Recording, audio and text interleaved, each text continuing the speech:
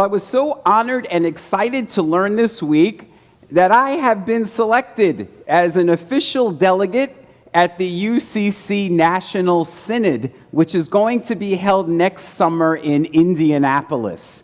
It's going to be the very first in-person national gathering of the United Church of Christ since before the pandemic.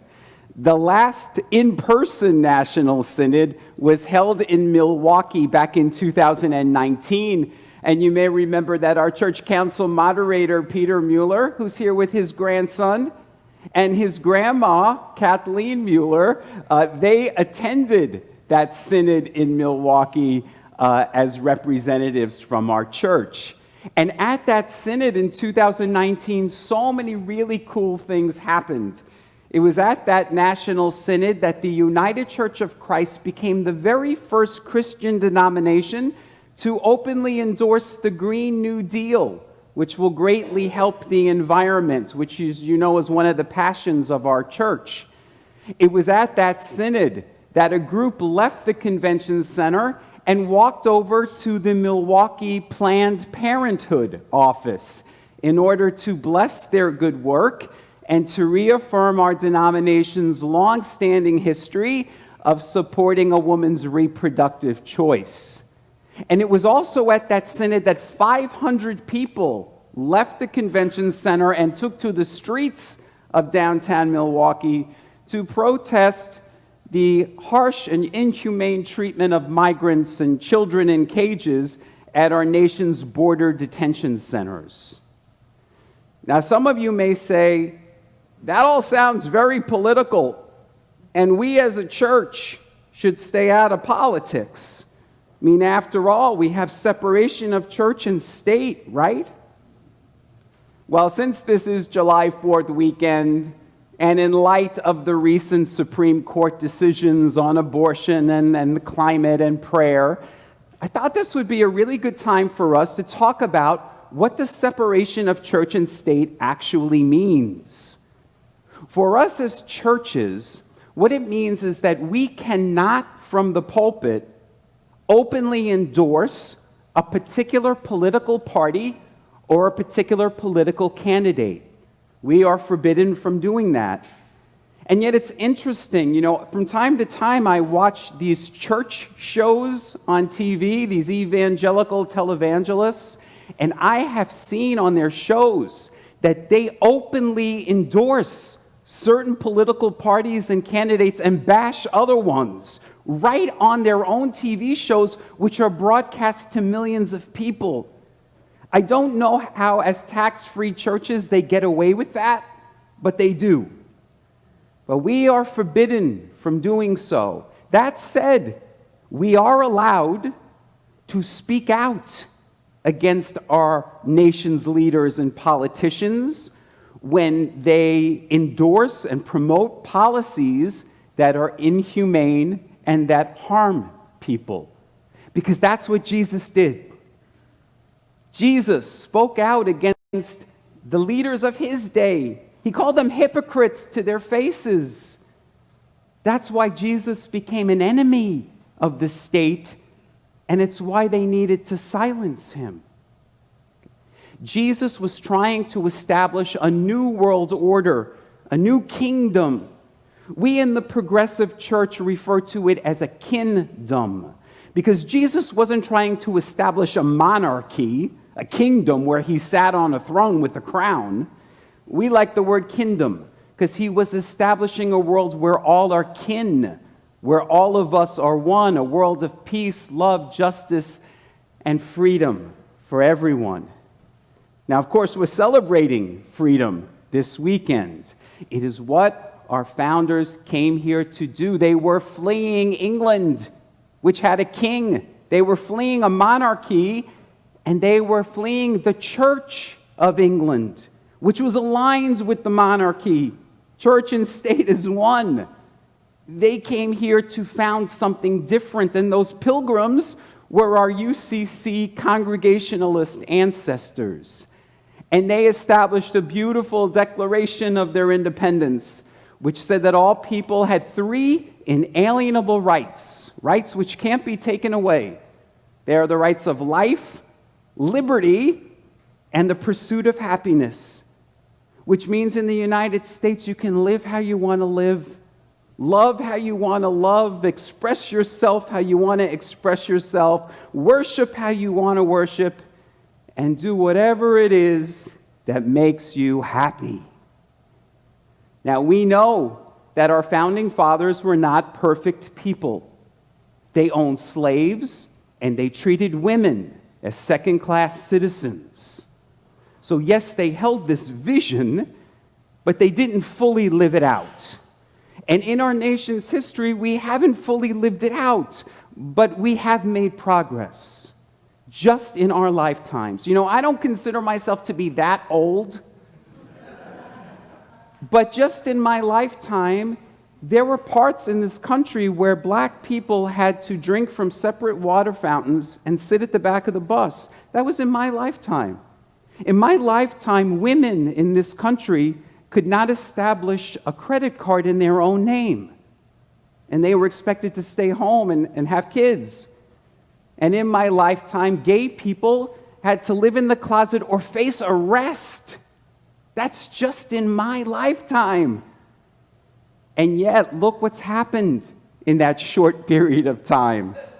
We have had civil rights. We've had women's liberation. We've had marriage equality. And why did all of those things happen? Because people were brave. They were brave enough to live their truth and to speak the truth. You know, we say land of the free because of the brave, and often our minds go to those who bravely went off to war.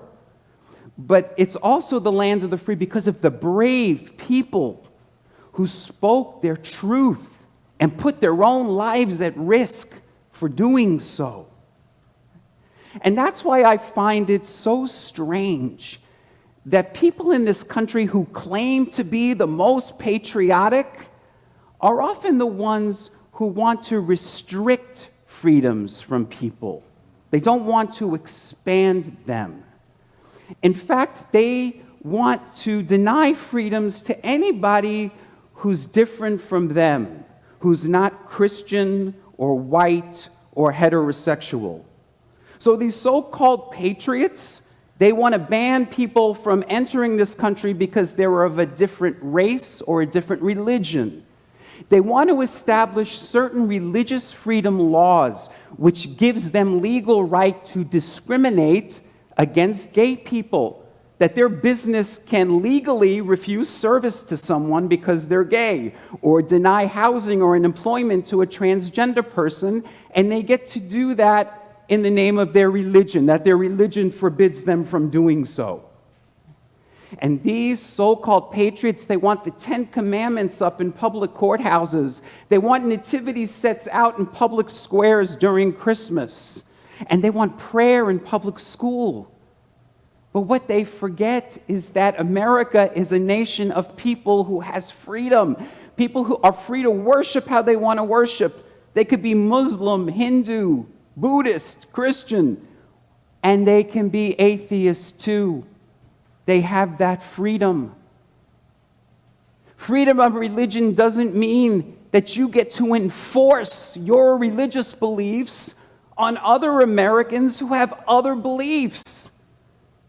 So if your religion, for example, teaches you that abortion is wrong, you are free to believe that. But you are not free to enforce that belief on other Americans who have other beliefs. And these public prayer people, what they really want is Christian prayer. I guarantee you that if Muslim football players started bringing their prayer mats onto the field and chanting to Allah, or if Hindu teachers in public schools started passing out mala beads to their students and having them join in a mantra, those public prayer people would be up in arms. America is not a Christian nation. It's not. It was never intended to be. John Adams, the second president of the United States, said The United States of America in no way, shape, or form is founded on the Christian religion. End quote. Our founding fathers, John Adams, Thomas Jefferson, Benjamin Franklin, they were not church-going Christians. Look it up. Thomas Jefferson, the man who wrote the Declaration of Independence, he had well-worn copies of the Quran, the Muslim holy text, and of the Bhagavad Gita, the Hindu holy text. But he said he had little use for the Bible. In fact, Thomas Jefferson famously cut up a Bible. He just cut out the words of Jesus and he pasted them in a blank journal. He threw the rest of the Bible away. That book is known as the Jefferson Bible. That journal, you can see it on display in the Smithsonian. So why do so many Christians today establish being a good American with being a good Christian? Well, they say things like, well, it says in God we trust on our currency, and in our Pledge of Allegiance we say one nation under God. Those words were added to our currency and to our pledge in the 1950s. Most of you were alive in the 1950s. It wasn't that long ago. And why were they added then? Because of the McCarthy trials. People were being tried for being un-American. And who were those people? Journalists, intellectuals, artists. It's very important that we remember that history, because right now in America, there are very rich and very powerful Christian lobbyists who are working very hard to restrict and deny freedoms to people who are not Christian. Now, when we in the United Church of Christ, we are a Christian denomination, when we take to the streets in protests, it's not because we hate our country. As we heard in our words of integration and guidance this morning, it's because we love our country. We love it so much. And we want it to live up to that ideal, that vision that our founders set for us. And yet we hear from a lot of so-called patriots that being patriotic means saying, America's number one, we're the greatest. But if you think we're number one, then you think everybody else is below you, beneath you, inferior to you. And that goes against our being created equal. Yes, America is great. Yes, God blesses America. God loves America. But do you know who else God thinks is great? Afghanistan, Iran, Iraq, Russia, Ukraine, Saudi Arabia. God thinks they're great. God loves them. God blesses them. God's love knows no borders. All people are God's children. That's what today's gospel reading is all about. If you notice, Jesus is sending his disciples out into foreign lands, because what he wanted them to do is he wanted them to experience what it was like to be the stranger, to be the other, and to extend peace to people who were foreigners, being in foreign lands. Because his whole idea of establishing the kingdom was to tear down the borders and the boundaries, which are man-made and which separate people. Jesus wanted people to see the oneness. Jesus said, "You shall know the truth, and the truth shall set you free." And that truth is that we're all one. So my question for you on this Independence weekend is, are you free? Are you really free? Are you free from blind patriotism? Are you free from religious dogma? Are you free from limited thinking about what it means to be a good American, or what it means to be a real man or a woman? Are you free from what limits you from experiencing life to the full? Jesus wanted us to know that all people are one, and he said once we know that truth, we would experience freedom. Jesus said that, and so did our founders, with that beautiful motto that they established for our country, E pluribus unum. It's Latin for out of many, one. When we know the truth of that oneness, our oneness with one another, regardless of our race, our religion, our nationality, our sexual orientation, our gender, once we really know the truth of that oneness and start living from it, we'll be set free and we'll heal this land so that we can bring about the kingdom of heaven, a just world for all.